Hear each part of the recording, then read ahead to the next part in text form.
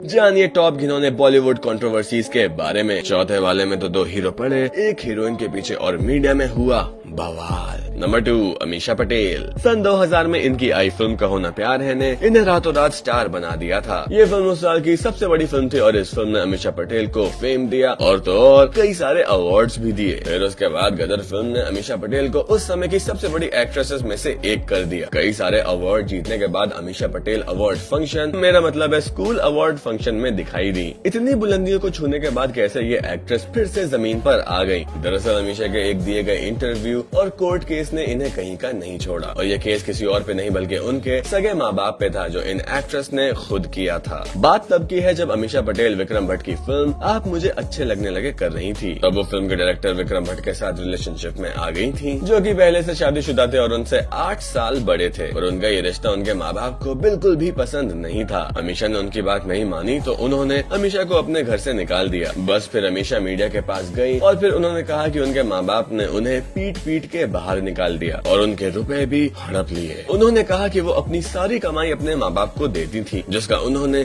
गलत इस्तेमाल किया और उनके 12 करोड़ रुपए हड़प लिए। बस इसके बाद मीडिया में उनकी हर तरफ इमेज खराब हो गई। बस फिर उसके बाद बैक टू बैक हिट देने वाली अमीषा पटेल की सारी फिल्में फ्लॉप हो गयी। इनमें आप मुझे अच्छे लगने लगे, क्या यही प्यार है और क्रांति जैसी फिल्में शामिल थी। बस फिर उसके बाद होना क्या था, इन्होंने ब्रेक लिया और फिर उसके बाद जब वापसी की तो इनकी फिल्म नहीं चल पाई जो है एज यूजुअल होता है। फिर उसके बाद विक्रम भट्ट ने भी इन्हें छोड़ दिया। अब उनकी हालत कैसी है ये तो आप समझ ही सकते हैं। नंबर 1 संजय दत्त। संजय दत्त 90 के दशक के सुपरस्टार एक्टर थे लेकिन इनकी गलतियां इनके करियर पर भी भारी पड़ गई। साल 1993 में संजय दत्त का नाम मुंबई में हुए एक बॉम्ब ब्लास्ट के साथ जोड़ा गया था और इन्हें अपने घर में इलीगल वेपन AK-47 रखने के आरोप में पुलिस ने अरेस्ट कर लिया था। लेकिन इसके बाद इनको जमानत मिली लेकिन इनके करियर पर बुरा असर पड़ चुका था। साल 2013 में इनके सर से टेररिस्ट का टैग हटा दिया था लेकिन AK-47 रखने के आरोप में इन्हें 5 साल की सजा सुनाई गई जिसमें से इन्होंने 18 महीने की सजा पहले ही काट ली थी। फिर बाद में जिसकी वजह से इन्हें 3.5 साल की सजा हुई। संजय दत्त की इन्हीं गलतियों ने इनका करियर बर्बाद कर दिया था वरना आज वो बहुत ही बड़े स्टार होते। वैसे संजय दत्त कम बैक कर रहे हैं और वो फिल्म शमशेरा